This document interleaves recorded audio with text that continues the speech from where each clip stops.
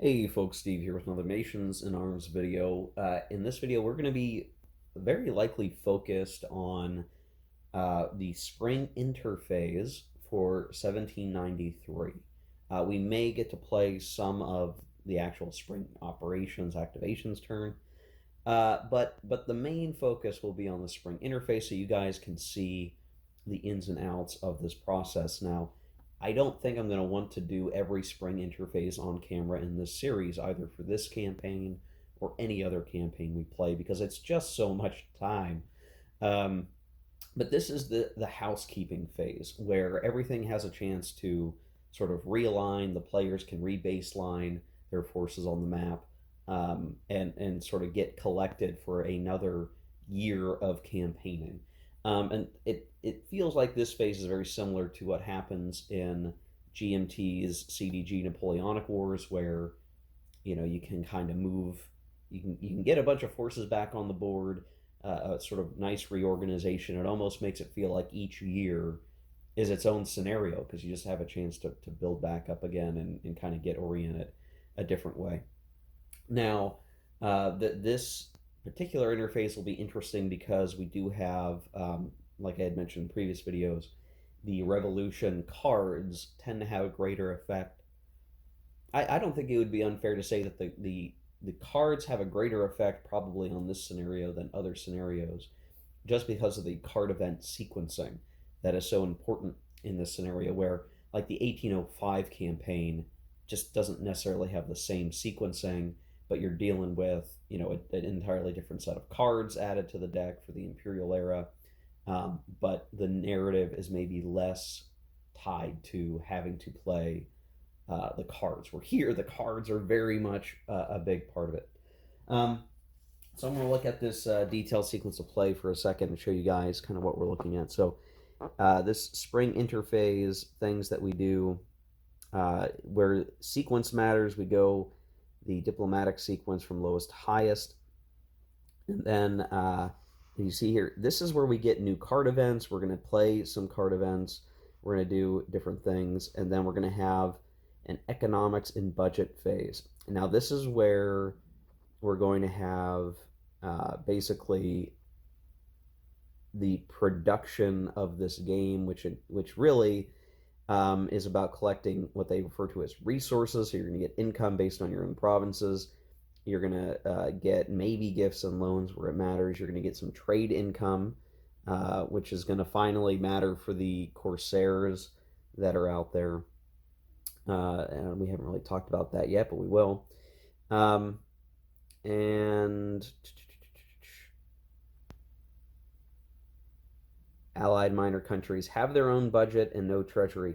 So something to keep in mind is that if we look at, say, like Bavaria, I believe Bavaria is an allied minor country to Austria.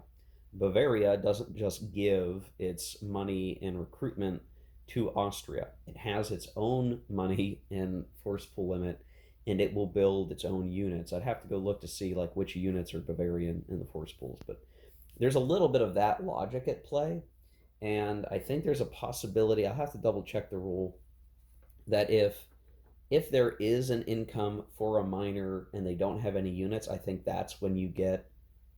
I think that's when the controlling major power gets it. We'll step carefully through the process because, again, I think that's where the nuances of this province is conquered by this minor power who is allied to the major power. All that kind of funky logic starts to come into play, and we need to carefully sift through this so that one power doesn't get too much direct benefit. They have to operate through their minors.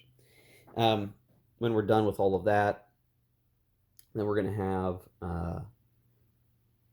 the reinforcement and replacement phase, where we're actually going to replenish units or deploy new units that we've put together in the production phase, reactivate inactive fortresses. So I guess, like, just to be clear, the economics and budget phase is when you get the money. The reinforcement and replacement phase is when you spend the money. And so that's when we can start reactivating inactive fortresses. So the French can rebuild some of their stuff. The Austrians can rebuild. The Piedmont, I guess the Piedmontese need to rebuild their Nice fortress, but the Austrians may be able to help them. Um, and then we can also add new leaders to the leader pool. So in 1793, a whole slew of new leaders are available for each faction. And we can actually, though it doesn't, here it is, um, we can deploy new leaders on the map, and we can potentially replace leaders by voluntarily dismissing some of them and replace them with a leader chosen. And so that's going to be really important in terms of the overall game situation, because in some cases we ran out of leaders over the last turn. Like the Austrians, I'm pretty sure, ran out of extra leaders because Argento died, and I need to find a more permanent place to put dead leaders so I don't confuse them for guys I've just set aside for ease. So I'm gonna have to be careful of that. And then uh, the so we're gonna get money. We're gonna be able to build units, which will mean we can, in some cases, replenish units that may be reduced on the map. We're going to build new units from the force pools that are on the opposite side of the table. And then with the leaders, again, we'll get more leaders into our available pool, and we'll actually have an opportunity to try to set up the best leaders the best way we think is going to work.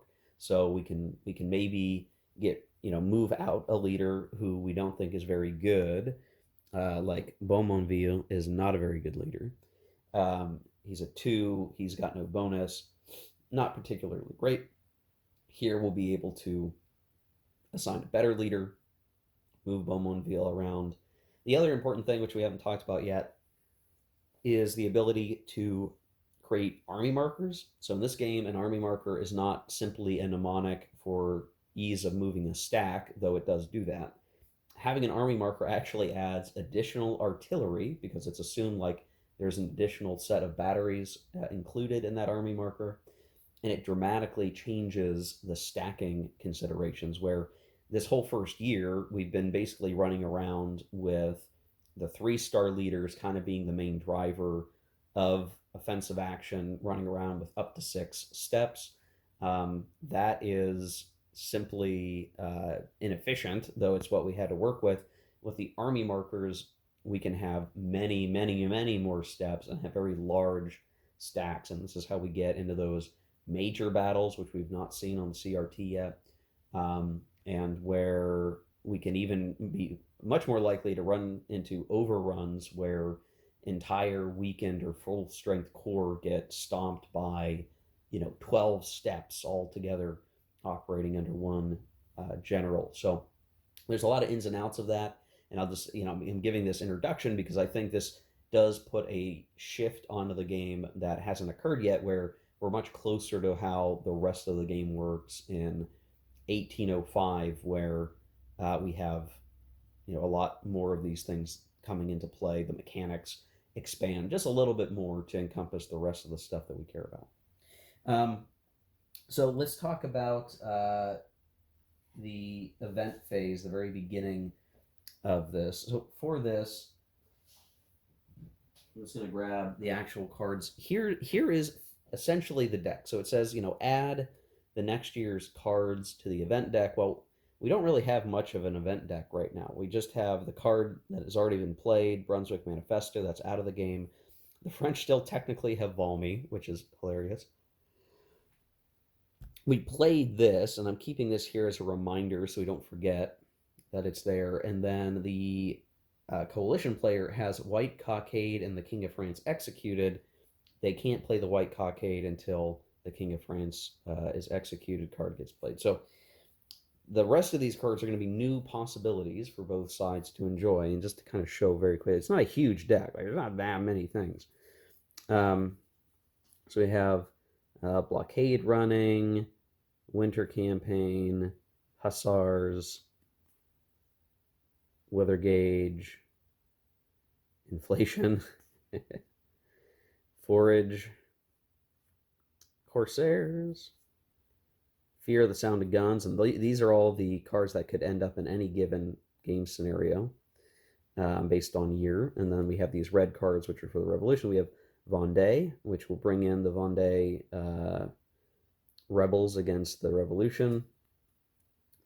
Chouans, which will do basically the same thing in a different region of France. Toulon, which will possibly help the coalition take Toulon or a different fortress, or could work for the French, I guess. The Terror. Now, this is going to be really interesting, guys. This is more of that sequence of events stuff. When this card is played, every time a French leader commanding a force is defeated in a minor battle or a major battle, see not a skirmish, he is removed from the game on a 4-6 die roll. This card is canceled by the Directory event. So this is the phasing of the government of the French Revolution, and this is interesting. So, we are going to have the Committee of Public Safety because we want to have those good cards that we really need to operate well with. On the other hand, what we end up having to deal with is this terror card can be played, and it could kill a bunch of our leaders if we fail, but we can stave that off by playing the Directory card, which is not until 1794 or maybe 95. I think it's in the 94 deck, which gets rid of the Committee of Public Safety as sort of the ruling entity of the French government, but gets rid of some of the disadvantages. So it's like you kind of smooth things out with a Directory, which again, if you're familiar with the French Revolution, it's just really interesting to see how that kind of plays together. Anyway, I'd be a history nerd here for a historical war game. Levée en masse. This is actually the card that we're probably going to want to grab, as the French is basically we get a full production phase, a additional full production phase on the next turn, which I guess would be summer. But it does mean that the Vendée card is going to get played. And then Carnot is another one that's a worthy candidate here. My only concern with the Carnot card is I might I'll explain this in a second. And then we've got Defection, which is basically a way for the coalition player to get rid of a French leader. So they might pick de Maurier or something like that. Now, the two cards of importance here are certainly Levée en masse and Carnot. These are the two cards that give the French a boost. Carnot gives us a free, we get 2 army markers for free, which would be useful because those aren't cheap necessarily. We would also get an engineer unit, which would be pretty cool, and 2 supply wagons free. Sounds good, right? Levée en masse gives us basically, could potentially double the size of our army, because we're going to do a production for spring, right? We're going to get built up, and then we're going to get to do it again in summer and have even more. So the concern about, our army markers may simply be overrun by the money situation. So what I'm stuck with, or where I have a challenge now, is what we're going to do is we would shuffle this card deck up, and we would distribute cards based on some factors, which I'll explain. But this is the thing that's going to get me. Play of this card allows the French player to draw another event card of his choice during future spring turns. Draw another event card of his choice during future spring turns. What does that mean? Now you say, well, Steve, it just means they get to pick another card, right? Well, sure, but when is kind of the important thing. And I say this because if the French are lucky, they would love to be able to play both of these cards this year, right? You play Levée en masse in the spring, and then you play Carnot in the summer, and all of a sudden the French army is a powerhouse and exactly what we need to succeed in this scenario. But if I only get one, and I don't get lucky with the card draw, and I get not Carnot, or the coalition gets it and can delay it by playing other public event cards or something. I mean, I guess the reality is I guess if the coalition pulls it, they'll have to play it at some point, potentially. But they may be able to bury it for a while. So there's this weird thought of like, when do they get to pick? When do they get to do that? So if I were playing this opposed, I think my opponent and I would have to come to some solid agreement. We both have to say, let's interpret it this way. That seems fair. I'm going to have to go it alone, but I would be interested to hear if you're listening to this, if you're watching this, and you've played the game and you've played this scenario. How did you guys do it? I want to know. Because it's like the only way you can get clarity sometimes is with consensus. How did you guys do it? So here's what I'm gonna do, for better or for worse. I'm gonna shuffle up these cards into the actual deck. They're not shuffled clearly because I have them separated out by type. I'm gonna shuffle these guys pretty good. And then what I'm going to do is I'm going to deal the cards per the rules. And then when we're done, because it's like draw another card, which seems to imply that the cards have already been drawn, right? That's how I kind of want to look at that reading. The French player will get to look at the remaining draw deck and figure out if they would like to, they're going to pick a card from the deck that's left over. So this way, if France manages to get Carnot and Levay en masse in the initial card draw, great. The extra one they pick will be whatever. If they only get one of them, then they can look in the deck to see, they can go to pick what's left, right? They get to pick the card, is what the card says. Pick. Pick to me means like go find the one you want. That's how I interpret that, right? So they can go look and see, well, what's in the deck still, and grab the one they want. And I think if I had to pick only one, I would only pick. If I had to pick only one, I would pick Levay en masse, I guess, just because we need the army. We need the army to operate, and that can make up for the +1 or +2 that we're missing from our units. If they notice that a card that they want is not in the deck, which means that the British player will have drawn it, they know, if they don't have it and it's not in the deck, the British player must have it, so they'll know that it will get played possibly this year due to the requirement to play one public event. I think it's a requirement. I'm reasonably confident that it is.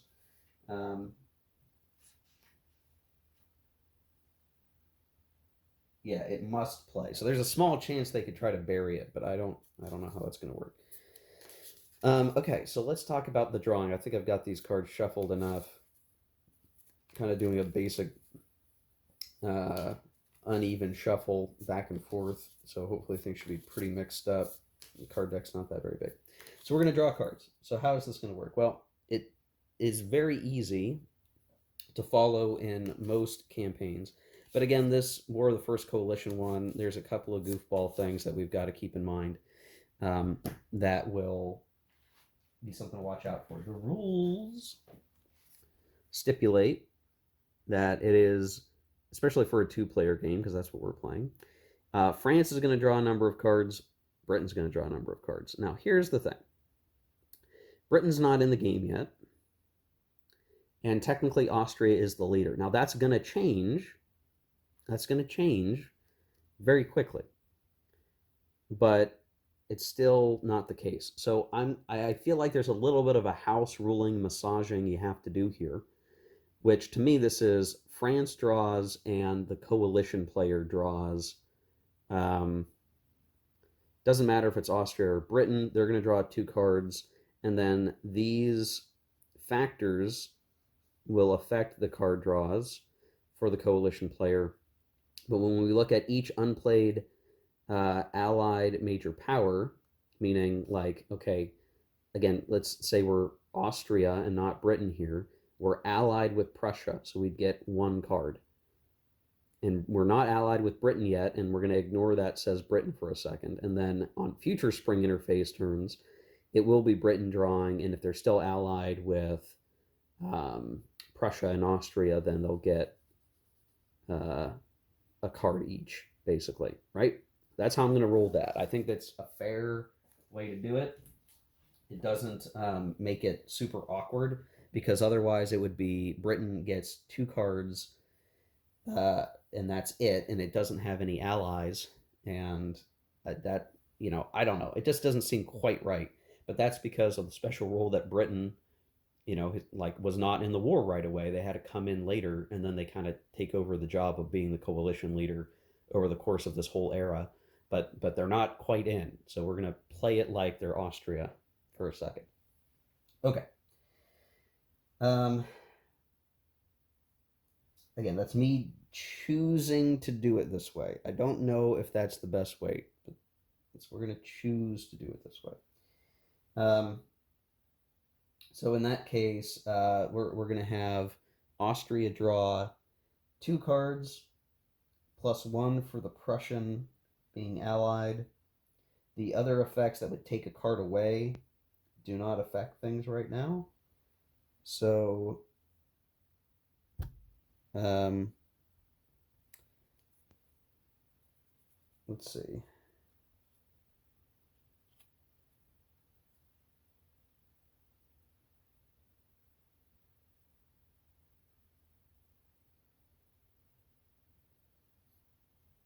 Okay, yeah, I think I'm interpreting that right. Okay, so we'll draw 3 cards. So they get a winter campaign, they get a weather gauge, and they get a forage. So these are all properly shuffled at least, but there's still a distinct difference. And all right, so the coalition's going to have an advantage on. Yeah, these are some operational. These are some good operational cards. This will get rid of a cavalry step somewhere. This will help win a naval battle, not like the coalition needs help with that. And then a winter campaign, which, if you look at what that says, you cancel the effects of winter quarters. So watch out for that. So we'll go ahead and we'll put this over in the Austrian pile of stuff. And then the French are going to draw, let's see, they're going to draw 2 cards base. Do they own Flanders? No. But if they were to own Flanders, they'd get another card. If they own or are allied to Lombardy, Venetia, Romagna, Tuscany, Piedmont, and Genoa, also called Northern Italy, which would require controlling all of Northern Italy, mind you, then they'd get another one. If the Rhine Confederacy and Kingdom of Bavaria are established, then they would get another card, but that's not the case. And while Bavaria is a ally of Austria, that's not the Bavarian state that France would set up later, so that doesn't count. There's an asterisk for that. And none of the other things apply. So France is just going to get, it looks like 2 cards. So maybe we should have tried harder for Flanders or something, but we didn't get it. So they're going to get 2 cards. So we get the Terror, which, okay. And we get Corsairs, which is not enough. Not enough things that I would want. So we're going to use our ability to grab a card of our choosing. And I think, now, I don't know. What do you think, guys? Do we do Levée en Masse or do we do Carnot? Huh. Oh, man. Here's the thing to think about, guys. Once we're done with this and we go into the next phase, the deck is going to almost double with all of the 94 cards. So it may become more difficult to get the Levée en Masse. And just to kind of show, so there's the Directory, Highlands, and then a whole bunch of other cards. So this will reduce our capability to pick the card that we want over time. So there's a chance, however small, that whichever one we pick we may not get the other one for a while. And what I see as a problem is we're about to be fighting the Spanish and the British while still fighting the Prussians and the Austrians. I see no other way around this. I think we've got to do Levée en masse, and we'll leave Carnot for the future. So we'll put this in the French hand, I guess we'll call it, and that'll have to be that. Okay, so now each block, meaning each player at this point, is going to play one public event. So I think now is the time where the coalition player is going to be playing King of France Executed. So Britain and any of her allies still not at war with the coalition, or not at war, join the coalition. Coalition player sets up the Condé leader and the Emigre Corps with one infantry step in Britain or a coalized, I guess it's part of the coalition country that is adjacent to France. So we can kind of pick, somewhere over here. I think that makes sense, right? I think we want to do that. Maybe we put something down here. Might actually be the best thing. So let me just do that right now, and we'll see what that looks like. Okay, you can see I set up the Condé Emigre leader with the one-step Emigre Corps, so it's flipped. Here in Neuchâtel, I believe that counts.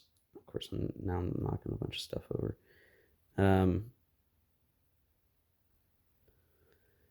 Anyway, yeah, so I'll fix that in a minute, but I'm going to place him there just so he can kind of follow up on the advantage of the Austrians. We've got one of the paths into France covered by something, and that will work. Now, for the French card, they could pick Terror, but I think we're going to wait on this one. I don't want to play it now. We're going to play, we are going to play Levée en masse. So France benefits from a full production phase next turn. The player holding the Vendée card must play it during the next turn. If no player has the Vendée card, then during the next turn, the coalition player must exchange a card of their choice from their hand for the Vendée card. So this is another thing that I'm going to just put this card here as a reminder. If we end up needing to use this space of France, I'll move the cards elsewhere. But just we'll remember that we're going to have Levée en masse, not this turn, but next turn. So there will be a summer production phase for the French. And then as a part of that, the coalition player will get to play the Vendée card, which will mean we'll have, let's go off camera, some rebels in the Vendée over here. So we'll have to deal with that. So it's, again, interesting sequence of events and such that is occurring here. Now that the King of France has been executed, card has been played, this means White Cockade can be played whenever it makes sense to do so.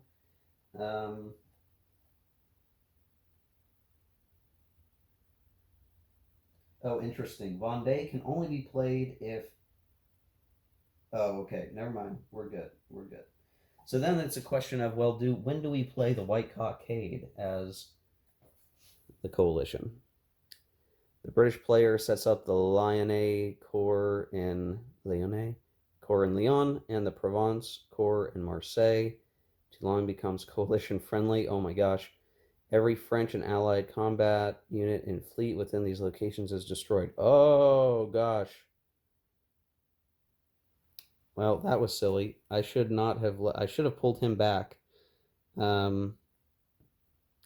That's not good. I should have looked at that more closely. Oh, Jesus.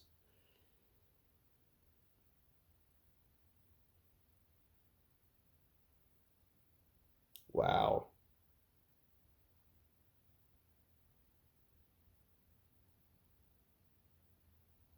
Wow. All right. Well, I think, when's the right time to play this? could you play this in the middle of a turn? It feels like you shouldn't be able to do that, right? Like,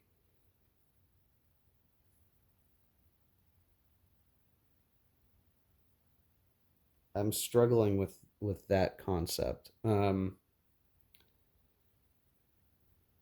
you do it now and get rid of a French stack, like, and then have a disruption down here where the French can't build stuff there? Maybe we just play this right now. Maybe we just do it. I'll just play it right now because it's gonna catch these guys. Um, and we all know that they've got that card. It's not a secret. So let's just do that. So we're gonna have the Lyonnais core and the Provence core. Ay ay ay.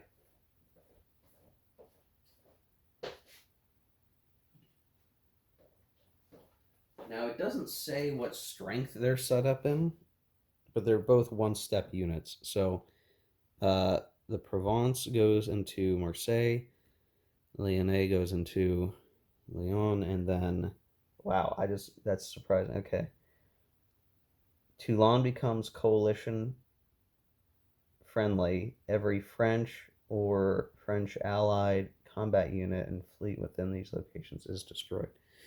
Well, it's a good thing we had these guys out here.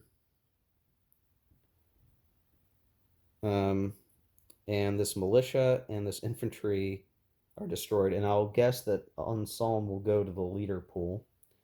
But that's really rough. And then we're going to put a marker here. I think I'll use British red since we're now dealing with British business. Control the Toulon fortress.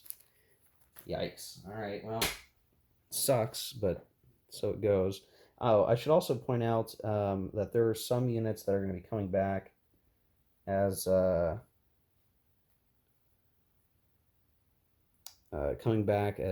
reinforcements this spring, so we get some leaders back into the leader pool and stuff. Those guys come off the turn track now, so I'll get these back into their relevant leader pools here in just a second. Okay, before we move on to production, I just want to point out, so the way, again, that this is going to work for future seasons, next turn in summer, right, the French are going to get their Levée en masse effect, right, and the coalition player will potentially get the Vendée card. The other thing is the French have a public event. They're going to have to play Terror. So it's kind of a bummer that they pulled it. Because it's public, they will have to play it, even if it sucks for them. So in summer, the Terror will begin, which could prove problematic for the French. By comparison, the coalition have their cards. These are hidden, right? We don't know who's got what cards, is my understanding. I think so, anyway. They've got these sort of just utility cards. None of them are public events. They don't have to play anything, but they will when the Vendée card comes into hand at that point. Okay, so now we're going to start looking at production. Now, this one's going to take a little bit, guys. I'll do what I can to explain it carefully so that we don't lose track, and I may have to use some Excel sheet stuff on my computer just to kind of help keep track of things so I'm not just ripping up scratch paper and I've got a coherent way to track this. But just know that before we get into the depths, that each major power has a base production rating. French are going to lose out on the Lyon and Provence income, or Dauphine and Provence income, but you generally get a big smattering of it. And then if you have an enemy controlling a province, meaning they control the capital and all the fortresses in it, then you lose a certain amount. But if you do the backwards math, you'll usually find that like the total combined income for a major power is not the sum of its parts. Like it's not just, if you lose 2 for every province and you count up all the provinces, like it's not like that's your actual full value. There's sort of this assumed bulk production that you're getting, maybe, because you look at it as like the greater economic strength of a capital area I don't know. It's something like that. There's just you get more, I think, production as greater. You're greater than the sum of your parts as a nation, and then you have all the your allies and stuff as well. Okay, so we're gonna look at production and we'll do the economics and budget. So here's what I think I'll do, guys. It's easier to repeat the same process multiple times before starting a new process. So I'm gonna do the economics for each of the major powers that's involved here. I guess Spain has to be included, even if they're neutral. I'll have to see how that's handled for unplayed major powers, but I believe that even Spain will have production this turn. Because I don't think Spain is in. I think Spain is actually still out. Um, this I should double check because it matters a whole lot.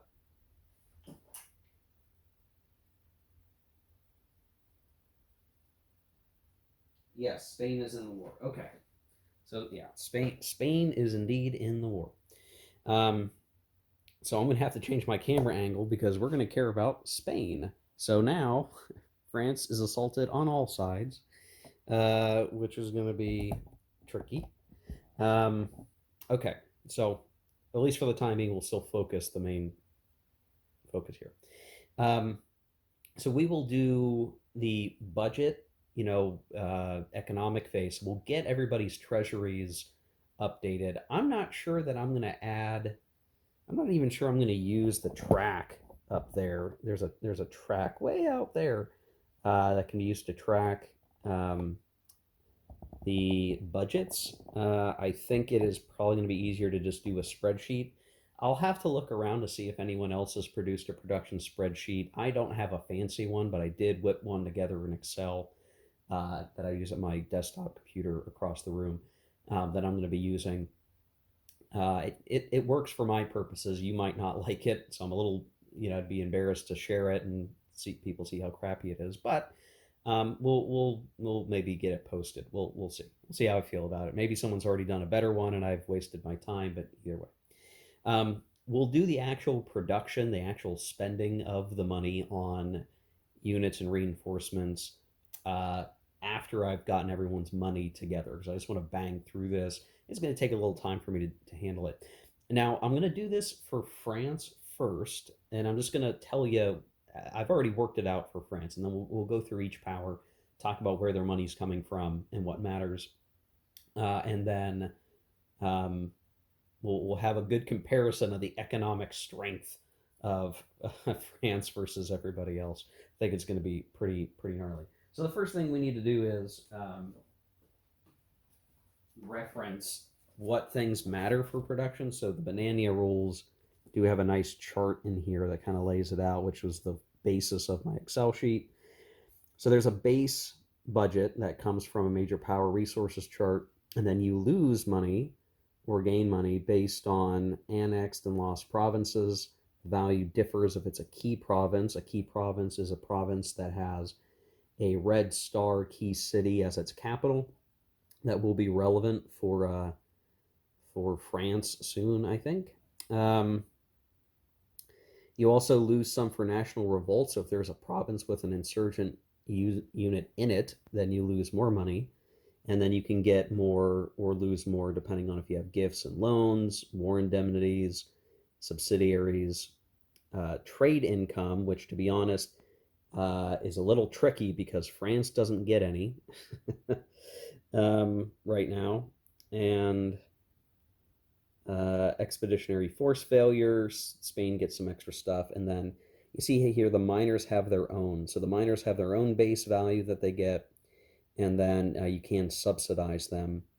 And the tricky thing is, I think in a couple of places there are some minor countries that have like an income of 1, and I'm not even sure they have any units. So I don't think that money goes anywhere or does anything. It's just if you annex it, you get the money. If you're allied, I guess you don't get the money, as best as I can tell. You only get the money if it's annexed. So I'm going to try to be careful of the interpretation of the rules. Again, this is where I think I think this is where sometimes the interpretation of the rules could be a little tricky, especially after the translations, but it reads relatively straightforward. Now, for France, they don't have much to talk to in terms of allies and conquered territory. So when we start talking about their base value, there's on the back of the uh, player aid sheet on the back here, there's your major powers resource chart. You can see some conversation about the plussing and the minusing. Helps them with some definition, but then here's the actual chart. They have it separated out by scenario, so we're obviously going to be most worried about 1792. And so you see there's the base value. Then you have the trade and commerce, and then the max combat unit strength points that they can build for infantry. Or I'm sorry, not infantry. That's the whole, and then this is the maximum of that can be cavalry. So it's not an and, it's a subset, and I believe it's a subset. We'll talk to that when we go to actually build units. But what we're focused on here is these first two columns. And so for France, which is going to be the easiest, they have a 70 with a trade in commerce of 9. So what does that work out? Well, first we take the 70, right? That is everything that France owns as part of its power. The rulebook does say that, that base budget for each power incorporates any conquered territory at the start of that scenario. So when we start looking at Austria or Prussia or whatever, their base budget includes territory that they have already conquered, right? For France, that's not a big deal. But what France is going to lose is because of these rebels. So we have a case where 2 provinces have rebel units in them, insurgents, you could call them. These units count as that, I believe. So we've got these guys in Neuchâtel, but that's not in French territory. These ones are. So that's a -2 for each. So that ends up being a -4. And then Provence is actually controlled by enemies because there's this unit in the capital of Provence, which is Marseille. And then as the white cockade card stipulated, Toulon is coalition controlled now. So that is both the capital and all the fortresses in Provence are enemy controlled, which means that we're going to further lose some more money for that. Now, this is not a key province because the capital is not a star, it's a circle. But that puts a further dampener on it. So if I did all of this right, the income for France should be 64. Now you might say, Steve, well, what about trade? There's a whole bunch of trade there. Why aren't you getting trade income? Well, as it happens, the actual trade income is more related to Britain than anything. So each harbor has a trade point printed in the corresponding blockade box. This is the value, or this value is the number of resources the harbor gives to both the harbor owner and Britain. So you can see Britain gets a whole bunch of trade points for a bunch of things, but unblockaded harbor controlled if not at war with Britain. Well, France is at war with Britain, so they're not going to get their unblockaded harbor control value. There's a couple other things if we can get the continental system set up, but that's not really going to happen for this scenario. And so while there are these harbors with the trade value in the box, that's what these things denote. You see like a 3 down there, 3 over here, and so on and so forth. France is not going to get the value of that because they are at war with Britain. There's a strategic blockade going on besides just blockading an actual port. So just to make sense of that, the British fleet would be in this box preventing this one trade value. They'd have to be blockading the specific port. They don't need to do that because nobody is trading with France. France doesn't get any trade value. So while the column says 9 or whatever, that would only apply if France was not at war with Britain, which would have necessitated the King of France not being executed which would have meant we had not played the Committee of Public Safety, which is that alternate history or replay value scenario I mentioned before, where you I guess you could choose not to play the Committee of Public Safety, and that might give you some advantages. Maybe one of those in this case could be, if you weren't at war with Britain by the spring interphase, you would get 9 extra commerce for not being at war with Britain, not having the full strategic blockade in place out there. So there you go. So again, the French have 64 money to spend, 64 pounds. It uses the pound sign. It would be whatever denomination France was using at the time, I guess. I don't know. 64, which is that's a good amount, right? We should be able to build a lot of stuff with it. But that is it for France. Now, France is easy. They don't have very many allies. They don't have conquered territory that they need to incorporate. They just had to keep in mind the minuses for these areas over here. We would have lost more for the loss of Lorraine, but the coalition does not control Lorraine because they don't control Metz. So that's why it is not an even further loss, because Lorraine technically is not fully controlled by the coalition. It's contested, but we don't lose the resources until it is fully taken away in terms of military control. So we still get the benefits of that economically. So let's maybe we shift over to Britain and see all the things that Britain has, because I think it's a little more complex. Okay, so what I actually did, instead of computing Britain's full production, I realized that there is a sort of unspoken order of operations you should probably do the economics phase in. It says to do this simultaneously, but there's a lot of weird factors that can kind of come in, and because I'm having to do the solo, I just have to pick an order. When it comes to the British trade income, we have to check on the Corsairs now that they're at war. This does kind of matter. Now, the thing is, I should have known this was coming, and I originally did not have these guys in the escorts box. I've decided, because we did have a neutral naval chit come out over the last several turns, and I think the British would be escorting their trade just in case war breaks out, because things are getting crazy in France. Like, they could have gotten these guys out here, so I'm just going to correct reality a little bit and get some escorts into the box so we can demonstrate this. So this is kind of a new thing. So basically, the British have to check how well they can fend off the Corsairs, because the Corsairs can do a tremendous amount of damage to the British trade income, which is gigantic, by the way, and can really shift how things are going. So the way this works is each fleet can detect Corsairs by rolling a d6 and getting a 5 or more. It is modified by the Admiral's maneuver factor, which is the first number on their counter, and the Corsair's value as a negative. The Corsair value, I think, being this red number, if I'm not mistaken. I can double check that, but I believe that to be the case.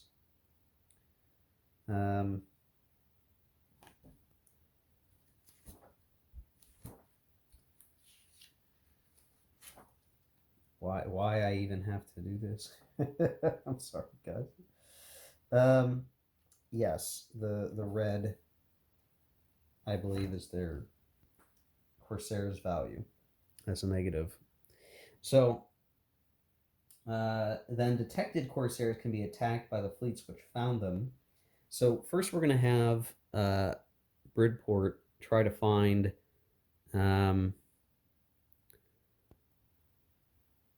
Surcouf, I think. So we'll roll a die. 1. So he failed. And then we'll have Duncan try to find Lamim. And that was a failure, I think. And then Jervis will try. And that was a failure. So they tried to find the Corsairs, and they failed to do so. So now we roll the dice to determine how many resources they robbed from Britain. See, now this is another one of those things. This is another one of those things, guys. It uses the word rob. Does rob mean that the French player French? If the French player gets the money taken, I don't know. Um, so that's a little odd. Okay, so what we're gonna do now is see the Corsair's value. So now we look at the Corsairs table. So we're going to roll a d6 and cross-reference the result with the number of Corsairs. So if I read this right, we have two Corsairs. Their value only matters on maneuver. I believe this is the column we're going to use. We're going to roll a die. So we want a 4, 5, or 6. A 6 would be fantastic. We got a 3. A 3 is nothing. Okay, so what could have happened if we rolled a 6, we would have taken away 20% of Britain's trade value, which would have been amazing. But they failed to find each other and they failed to raid. So a whole lot of nothing, guys. A little disappointing, but we did demonstrate it, right? We roll, we add their maneuver, we minus their Corsair value. We need a 5 or a 6. So if you have a crappy Corsair and a good fleet, a good admiral, you may be able to find those Corsairs and have a fight and kill them. Vice versa. In this case, the modifiers were enough of a negative that they couldn't quite find them, but those Corsairs similarly couldn't do enough raiding. So a whole lot of ships out there in the Atlantic trying to find each other, but no dice. So with that, we know that Britain would get its full trade value. Now, what I've done is I have computed the economic budget of every power that matters. That includes Spain, and Prussia, Austria, Britain, and all the miners associated. I'm glad that I have a spreadsheet keeping track of all the miners, which makes it a little easy to bounce back between the spreadsheets. It kind of feels weird to say, like, oh yeah, you need spreadsheets to play this game.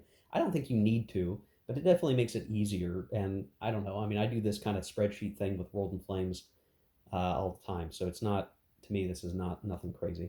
So here's the reason why I want to be careful of the order of operations. Now that Britain knows that they're getting their full trade value, they have a tremendously large income. And that tremendously large income is only going to do so much good for Britain itself. Like, if we built out every possible British unit that we could build in production, we'd still have a huge amount of leftover. Britain is the only faction in the game that can save money turn to turn. And we have the 7 left over from the previous turns that Britain started with. So we have what is effectively, double check, 110 money. 110. 110, which is much more than anybody else can ever have because of that trade value. It's just a huge boon. So what Britain's probably going to do is gift a big chunk of that money to Prussia or Austria or some of the minor powers to give them additional budget to build out units.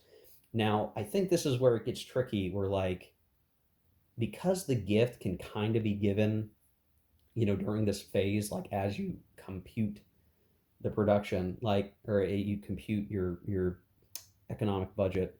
What you want to be trying to figure out is there a place where the Austrians are going to not have enough money to build the things that they want to build, in which case, Britain wants to give them that amount of money. Same with Prussia, same with Spain. You don't have a really good gauge of that until the actual production phase when you're going to actually build these things. So in my mind, I almost want to do like a shadow production. Like, this is what Spain and Prussia and Austria can build by themselves, and then what things would they like to build on top of that, and then we let Britain subsidize it. But the actual act of purchasing the units and placing them and all that good stuff has to come after the economic budget phase, because the money has to already have been given by Britain. Now, if you're just playing this, right, like, I feel like you can kind of map this out and then find out what's needed, and you get all this stuff done at the table. You're playing a big multiplayer game. Each player should be keeping track of what they think they're going to build, what they think they're capable of building, and then what do they want help with, and let let Britain subsidize, those missing things or whatever the case is going to be, or asking for whatever amount of money they want to have for diplomacy over the course of the turns that year. So it's a little bit of like, again, you sort of do it, but you don't actually do it. Then you figure out how the money needs to be divided, and then you do it. Does that make sense, guys? So I'm going to try to do that. It's going to be a little wonky. It's going to be invisible to you guys because, again, I want to be doing this. I can't do it all on camera. It would take forever. It's a lot of bouncing back and forth. But I'm going to try to figure out how much these guys can spend. Again, there's a maximum strength points that can be built, but not everything that you spend money on are, combat unit strength points. There are other things that can come into play here. Supply depots and engineers, I don't think technically count as strength points. So that's where, like, okay, you've built as many infantry, line infantry units and cavalry as you can. Well, now you want to, build these support units that will help you be more effective in the big scheme of things. So I'm going to go try to figure some of this stuff out, and we come back, we'll have a clearer picture of where everybody's budget stands. Well, I just can't avoid it here. I've got to talk a little bit about production so that we can make the right decisions. So we'll get a little blended explanation. So when it comes time to actually spend the budget and produce things, there are a few constraints around where things can go. So you're obviously going to spend money on producing units. You can, if you want to, produce units as a single step. So there's a little bit of weirdness where you can forego paying for an artillery step if you just build a one-step unit, and then maybe you build a detachment, and I don't know. There's some mathematical thing that works out there, but there's a cost of time involved, so I won't go too deeply into it.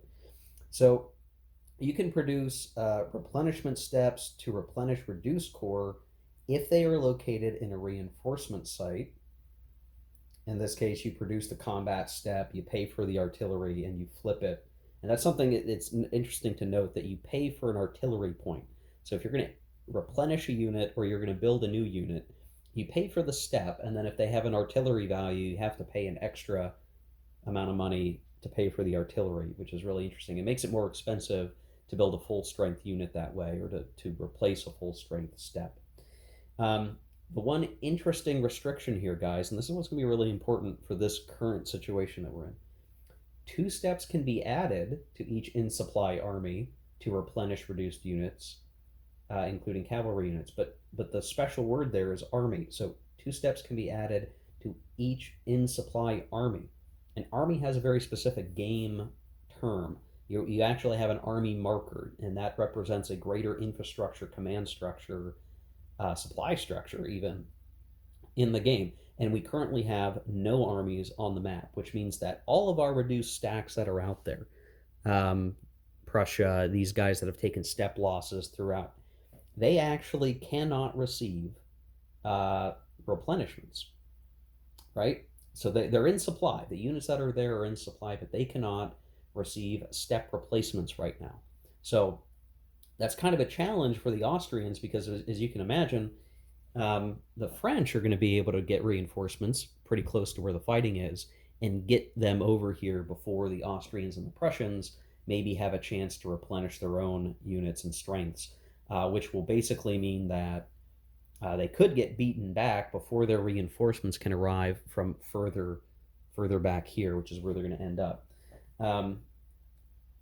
So then you can, if you want, reduce corps, take a reduced corps and disband it to replenish another corps in this of the same type and the same hex. So rather than replenishing, you can at least get a free artillery point out of it and conjoin strength. And then the deployment of new units are going to go into your reinforcement site. So if you build brand new stuff, they will go into those reinforcement sites. And I can tell you that none of the depleted units that are out here are going to be able to get replenishment steps for being in a reinforcement site. A reinforcement site is the major power's capital city, an unbesieged active fortress on its national territory, and none of the areas along the border of France is national territory. except maybe Flanders. I'm going to have to look at that, if that's considered part of national territory or not for Austria. And then minor allied units have to be in their own capital city or unbesieged active fortress on their national territory. So I'll have to look at Flanders. I'll take a look at the rules and see if I can make a determination. It does seem like it's annexed, but does annexed mean national territory? That may be the trick, because the Flanders was essentially the Austrian Netherlands and had been under the control of the Habsburgs for a pretty long time at this point. So I wouldn't feel too bad allowing the Austrians to do replenishment in Flanders. And Flanders tends to be a really important place in this scenario anyway.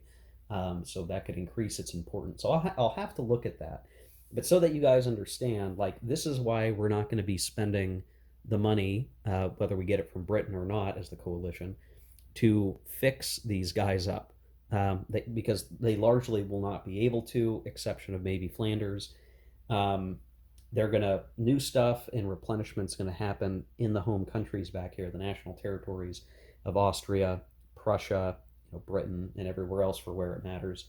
And so because of that, again, there may be a slight delay in getting some of these guys to the front. That might be less of a problem for Spain, given Spain's right next door. So something to think about. And I just wanted to call that out quickly in terms of the actual rules, that your reinforcement sites are specific. Even if you have allies all throughout Germany here, those do not technically count as national territory. Okay, really quick, I did look, because Flanders is considered annexed by Austria. That does mean it's part of its national territory currently, which means they can spend to replenish these guys if they were in the capital city or one of the forts. They're not actually in that hex, which means Teschen is not going to be able to get replenishments right there. So I guess that's one of these things I should have thought about, that if I could have moved Teschen back into one of the forts, he should have done that, because I think he's got some step losses.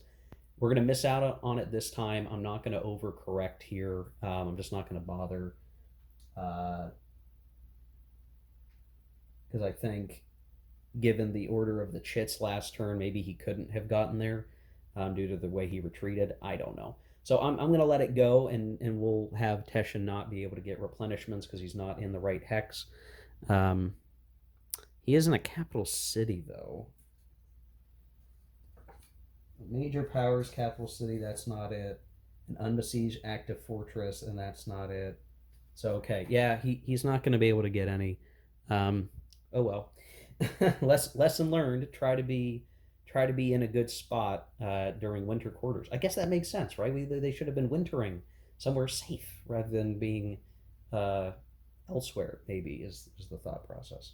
Anyway, there you go, guys. So Flanders will matter for Austria so long as they continue to have it be annexed home territory, controlled home national territory.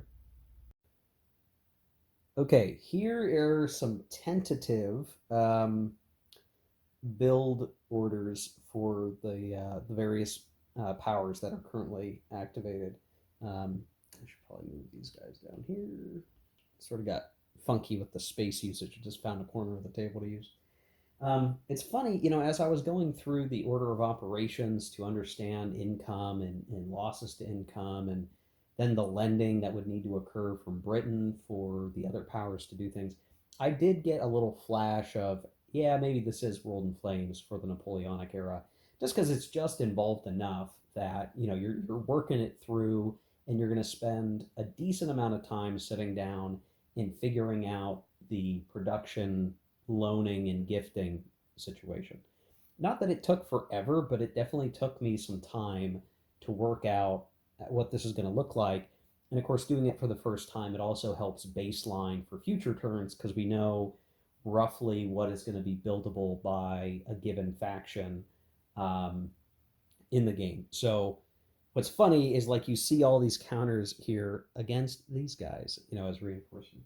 The little markers here just denote step losses that are being purchased to replenish a unit that is in a recruitment center and can be buffed up. So I don't have the the counter here. Again, we're trying to show what's being purchased before we actually do the purchasing, so that we get everybody's balanced, everybody's budget balanced, so to speak.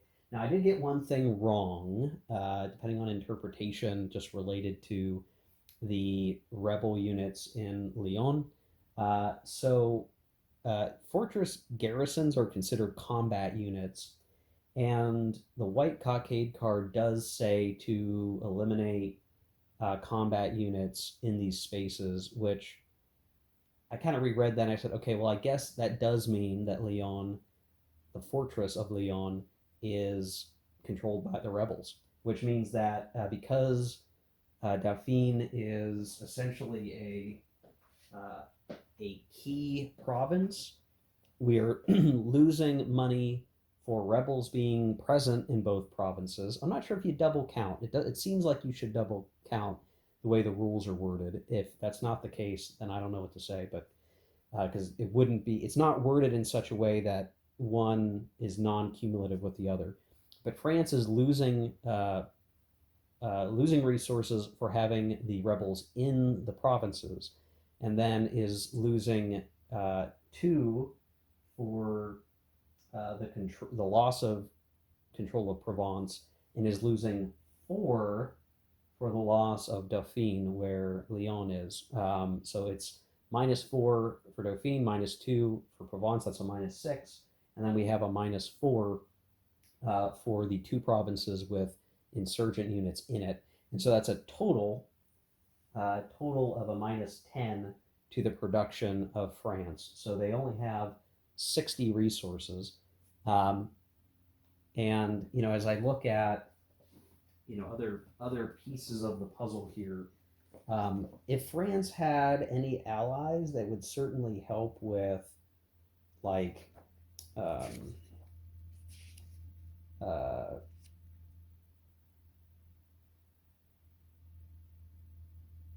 could certainly help offset some of this stuff, right? Because then you have extra units coming in with their own production. But it just doesn't. I don't. I'm starting to worry about the French right now. Them fighting alone, there's just not much there. I don't know. Anyway, so let's talk about the production for everybody else. So the way it worked out is Britain made a lot of money. So they had a grand total of 48 for their base budget, and then they made 55 from trade. They didn't have any blockaded ports. It's probably what I maybe could have tried to do with the French fleets, is try to get some ports blockaded, but I did not do that. And then they actually had 7 from the previous turn that gets added to the running total. So they would have had a whole bunch, right? Like 110 or something like that is what we would have come out to be after all is said and done. But we needed to make some loans. So what ended up happening is that Britain loaned, really gifted, we'll say gifted 12 resources, money, whatever you want to call it, to Spain, 11 to Prussia, and 14 to Austria. So for the 3 other major powers that are aligned against France, you almost had an even, 11 of 14 each payout from Britain back to these powers to bolster their production, to help with their shopping list of stuff that they wanted. And then individually, and this is where why I'm saying it's like WIF, there's like this additional complexity to it.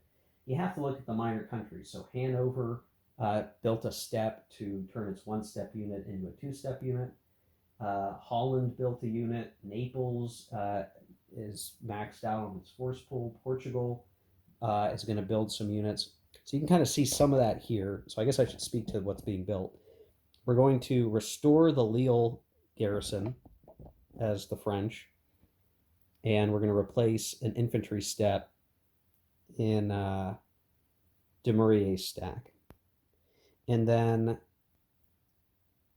we're building the Army of the North army marker, a cavalry unit full strength, 4 infantry full strength, and 2 detachments.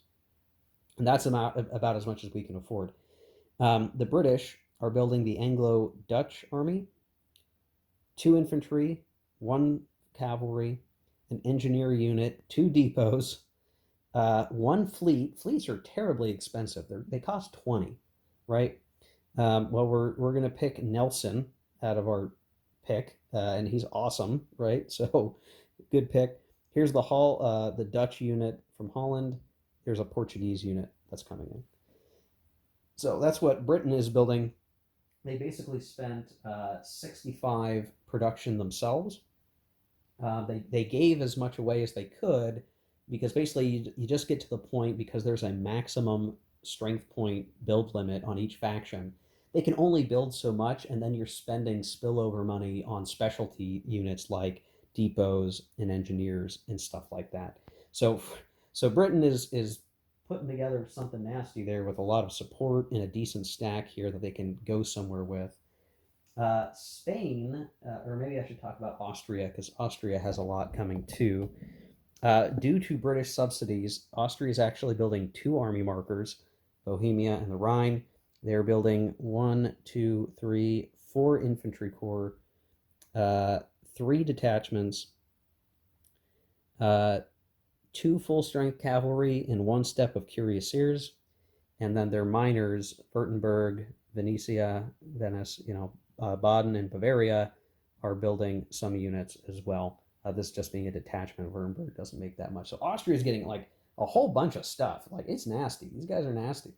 Um, it's going to be pretty gnarly. The Prussians didn't get to build as much, so they have their miners, Brunswick and Saxony. They're building a cavalry. They're building 3 infantry, the Army of the Elbe marker, and some engineers. So not a insignificant force, just not as big.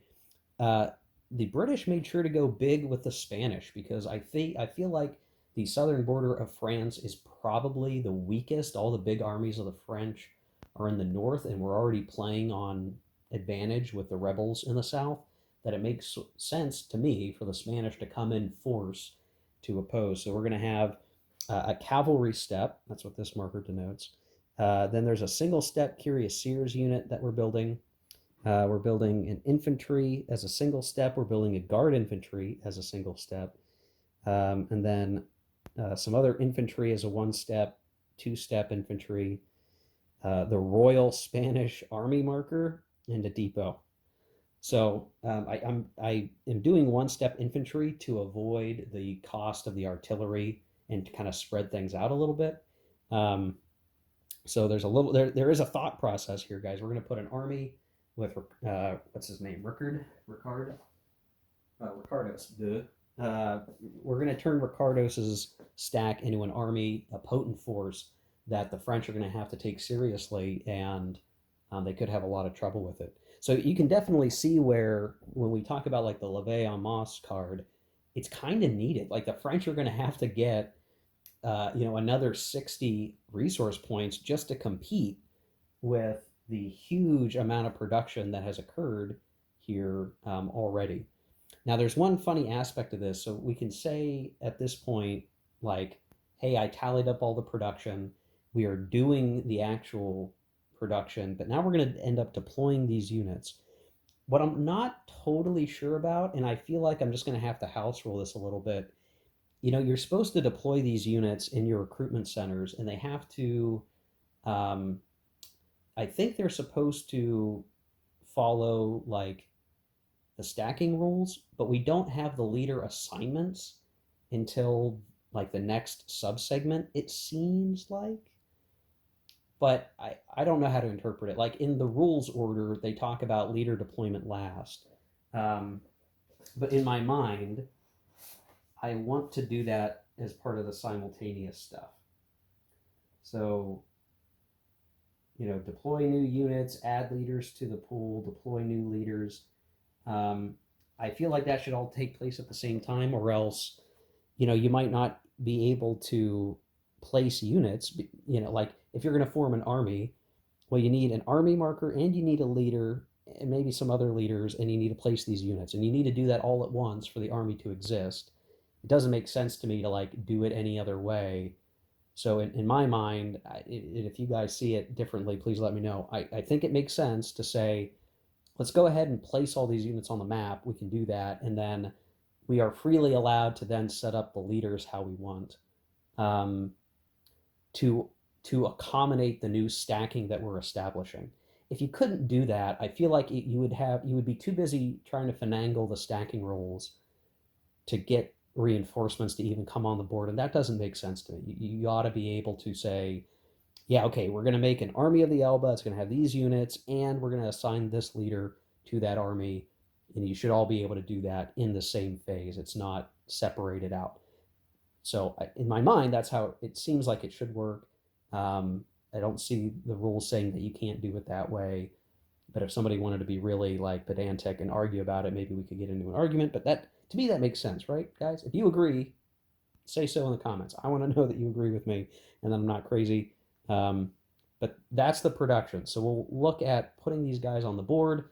We'll talk about the leaders, and maybe what I'll just do is I'll get these guys set up, and I'll go through the leader selection process, and then I'll just show you the aftermath in the current state of the board. Okay, I am basically at the end of the spring interface here, guys. So I'm going free cam so I can kind of zoom in and pan around at all the different things that are going on. I definitely think that production phase makes things a lot more interesting because you know that the pressure is getting even higher with all of the forces on the map. And the French are going to be in this very tight situation of trying to hold on when they're assailed from, well, every side. Uh, every side feasible. So I got everything set up. I've got the new leaders in their places. Basically, that came down to picking the best leaders that are in any of the force pools, putting them on stacks, trying to find a good balance of backup leaders so that if there's a leader loss check, you're not potentially losing your good leader. So you have some spare leaders around that you still have a few in the force pool, and trying to figure out like where are you going to go? What are you going to try to achieve um, in the time that you've got to work with? So what's interesting with this is, I mean, if we just start with the Spanish, they've got a potent force here in the Royal Army. I'm leaving the militia out of the stack holding box because they can't leave Spain.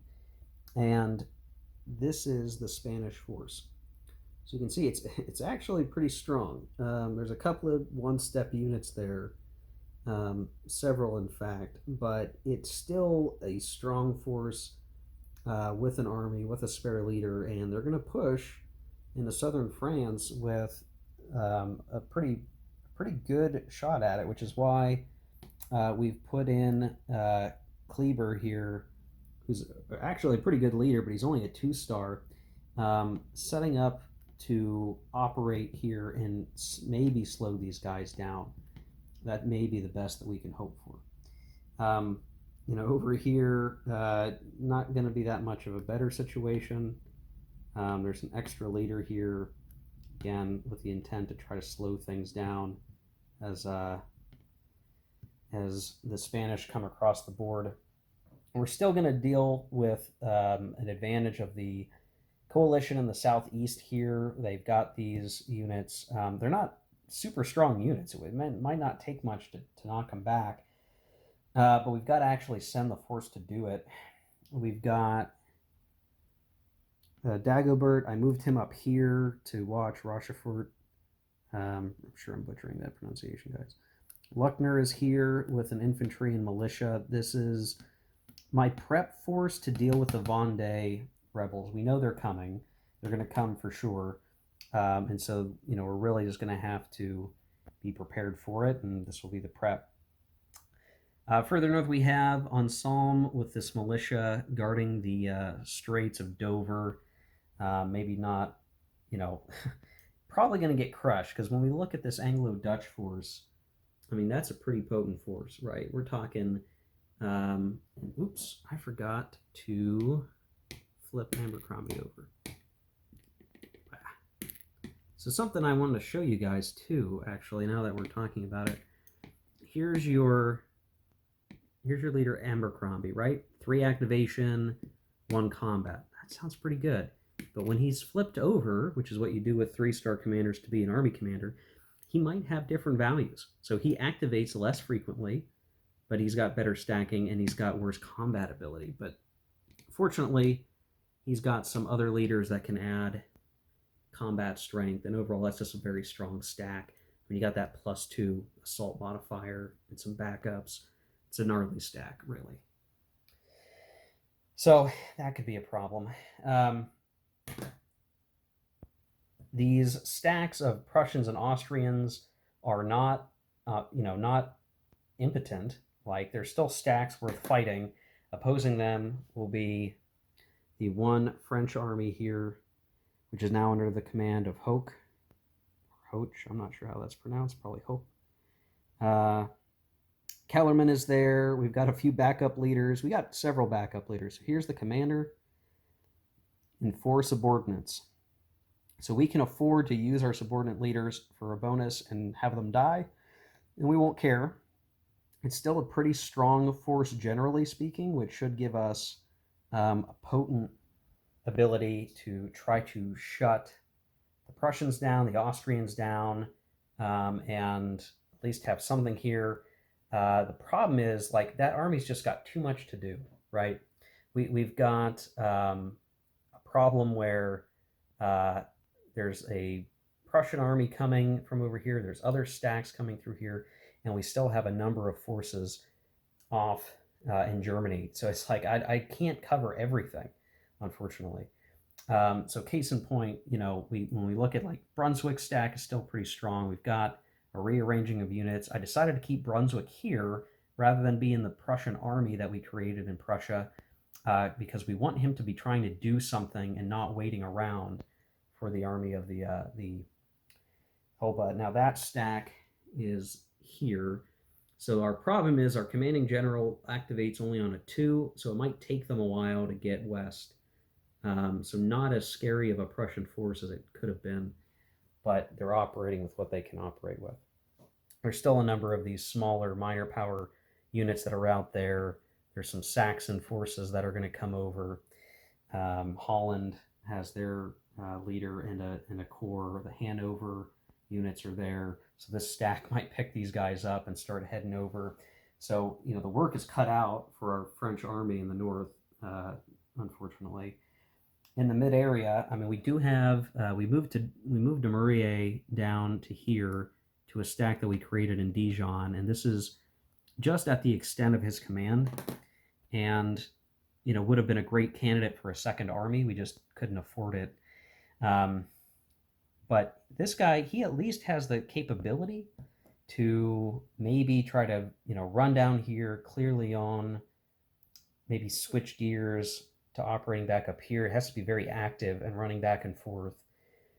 Unfortunately, Montesquieu and Beaumontville are here. There's just not much to work with. So he's a support stack more than anything. Custine still got some remnant forces from previous turn. We might move this detachment down to strengthen his small corps. So we really need Dumouriez and Custine to coordinate against Brunswick, Latour, Bülow. These are Bülow. These aren't terribly big Austrian stacks, but there's 2 Austrian armies coming, and they're pretty scary. So there's one. Some of these have detachments because they're intended to replenish some infantry corps that are already on the board. So Wurmser is in, and he's going to head over with some cavalry, some infantry, and reinforcements. Then we have Teschen commanding the other army with some infantry, some cavalry, including some cuirassiers, and a detachment. And he's got Clear Fate with him as well. So they're kind of balanced. I try to balance the stacks so that they're both good at something. And they're not terribly far from the front, right? Innsbruck, Salzburg, they can move quickly into the sort of southern Germany front, or eastern France area. I don't see an urgent need to do much with Coley, but Württemberg and Coley could, if they wanted to, start to come across this territory and maybe leave a detachment here, but then basically be operating to take Lyon, or not take Lyon, to progress through Lyon and start heading straight into the heart of France. So it's a very difficult position. Like I'm looking at it going like, I don't know how the French survive this.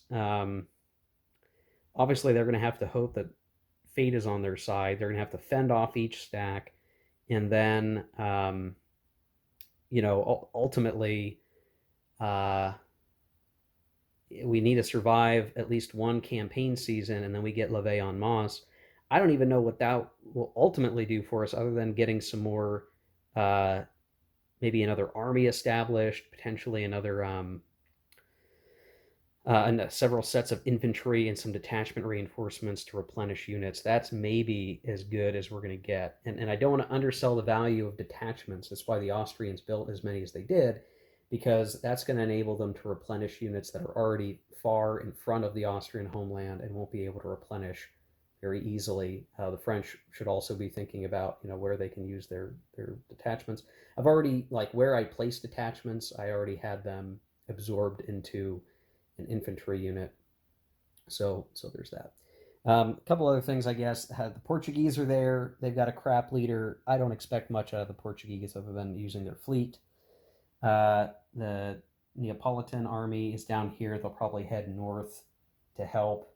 So yeah, it's definitely a rough time for the French, and I wonder, should the French have tried to be less and less aggressive? I don't even think the French were that aggressive in 1792. Um, I mean, they did have some big fights and they lost some steps, that's for sure. But I don't feel like if they hadn't lost those steps, we'd be any better off, because then the coalition would have several steps still, and that would add to the already growing forces coming against us. So tricky stuff, guys. Real tricky stuff. We'll have to see what happens. In the next video, we will be able to start right with the activations phase. So if we were to go to the diplomacy phase, I'm just going to tell you, I don't think Britain's going to bother to spend any money on diplomacy. So we're not going to have any diplomacy. I don't think there's any reason to even bother rolling the dice. I just don't see, I mean, maybe we do it right now, right? Like France is going to pick Denmark. They don't get it. Britain is going to pick Denmark, and we could spend money to do it, but I don't want to, and they don't get it. Okay, boom, diplomacy's done. We aren't going to have an event card, because the event cards that we played in as part of the spring interphase count for the spring turn, so we aren't going to play public events until the summer turn next, in the next turn.